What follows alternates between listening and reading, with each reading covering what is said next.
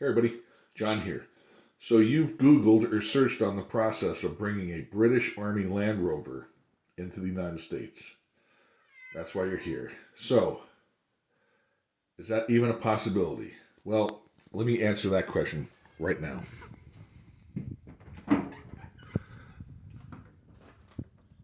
That's mine.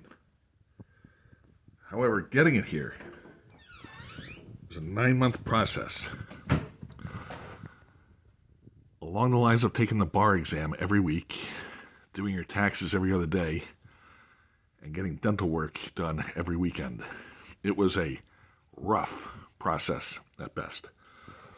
Let me open the door so I can give you a better view. We'll discuss. This is going to be a 2-part video on how to get something like this in your garage.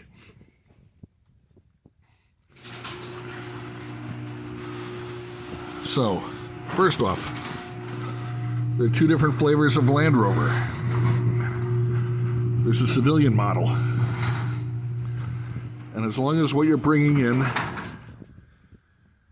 is more than 25 years old, have at it. My understanding is that that is the only limitation. That, and that the frame be original and not galvanized. All right, truth is, there's other little nuances. The bulkhead's got to be pretty much original. I mean, the thing needs to be original for the most part. Bringing in a military Land Rover opens up a different can of worms because it needs to be released from the Ministry of Defense. Okay, now that's what I did. And why did I do that? Well, I'll tell you, there aren't many people in the UK set up to handle the transition of going directly from the government to the civilian world. There are 3 or 4, I guess, auction houses or people that deal directly with the auction houses, resellers, and then there are the dealers who deal with those auction houses, if that makes sense. And 1 or 2 of the ones that stick out the most is there's a dealer named Pete Blanchard, and he's a guy actually I dealt with. And there's another one, I think it's John Goddard. They also deal in surplus equipment, military stuff, basically. If you want a trailer, wheels, tires, gun mounts, all that sort of crap. These are the people who have it. Now, if you get a military vehicle, you've got the possibility of the thing being beat to shit because somebody's taking the thing down the road going 70 when they should have been driving it on, first gear going 20 or 15. One of the problems with bringing a military vehicle is that you need the Ministry of Defense to sign off. You're going to need somebody basically in England to export it.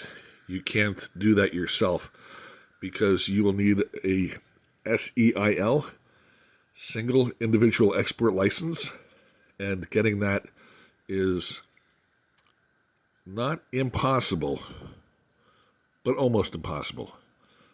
I initially had pitched this to Andrea with the idea that we would buy it over in England, drive it around northern England and Scotland, and then put it on the boat ourselves. Doing that was going to require me to get a single individual export license, like I said, have addresses in England, all kinds of crap like that. The dealers that I mentioned will have what's called an OGL, an Open General Export License, and that gives them the ability to export military goods overseas. There will be a form that you need to fill out that basically states what you're going to do with it. Are you going to make it into a daily driver? Is it going to be a collectible? That kind of stuff. Now, one of the nice thing about these vehicles is that when you deal with a dealer, pretty much their reputation can traverse time and distance, meaning the guy I dealt with, Blanchard, has been in business for a long time, so I could look up a lot of reviews about him. I never found any complaints, and actually found a lot of people speaking very highly of him. So I communicated with them, and basically bought this vehicle sight unseen until I picked it up at the port here in the United States. I wouldn't have done that if I was dealing with an individual.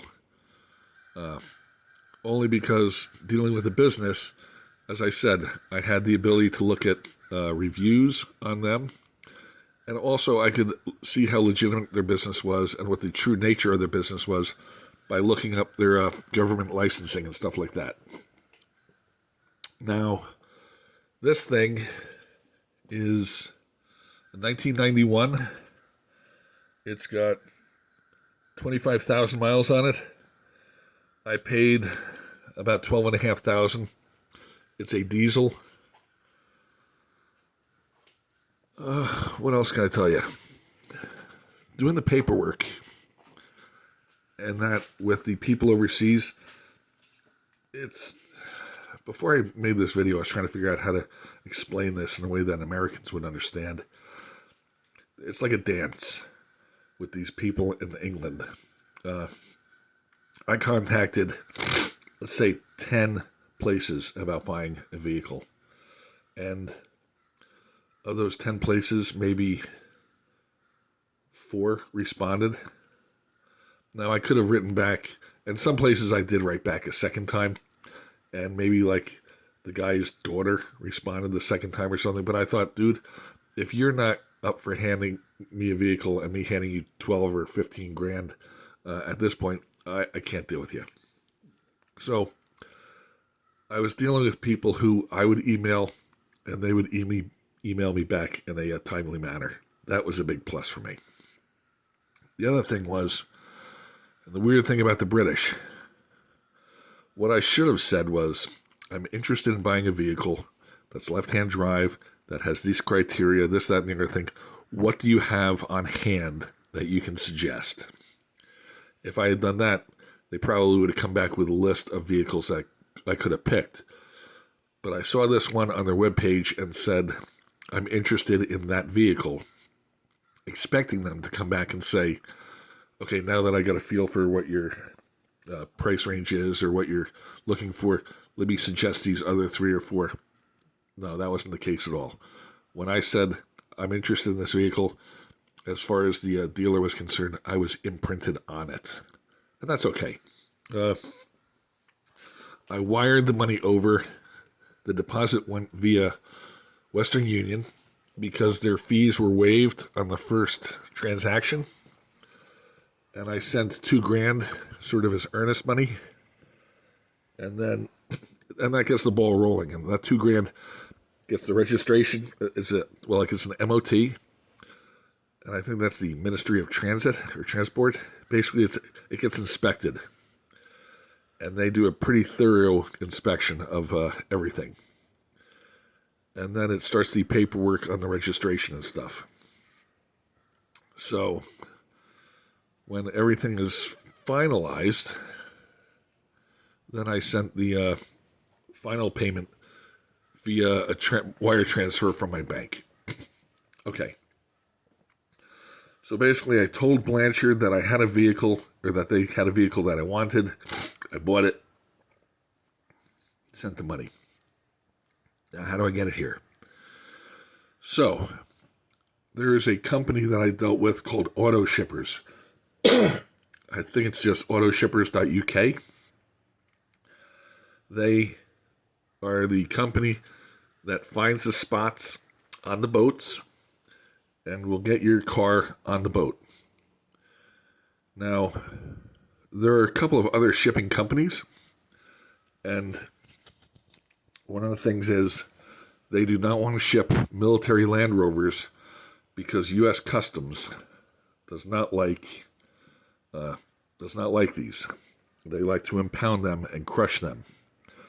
So what will happen is these shipping companies will wind up with these things being abandoned at the U.S. or the U.K. ports. And so in order to avoid that, a lot of shipping companies don't even want to deal with them. As I said, the exception was Auto Shippers, and they were really pleasant to work with. There are 2 different services actually 3. One is that they'll put this thing on a pallet, and open up the side of an airplane or the nose of an airplane and stick this in there. And my understanding is that is tens of thousands of dollars to get one of these things shipped by air. The next option is a shipping container. And that's typical. What they like to do is you buy the shipping container and they put the vehicle in it, and then any other accessories you want that will fit in the shipping container or in the vehicle go with it. That was in the $5,000 to $6,000 range to go from Southampton to Charleston, South Carolina. And that was more than I had hoped for.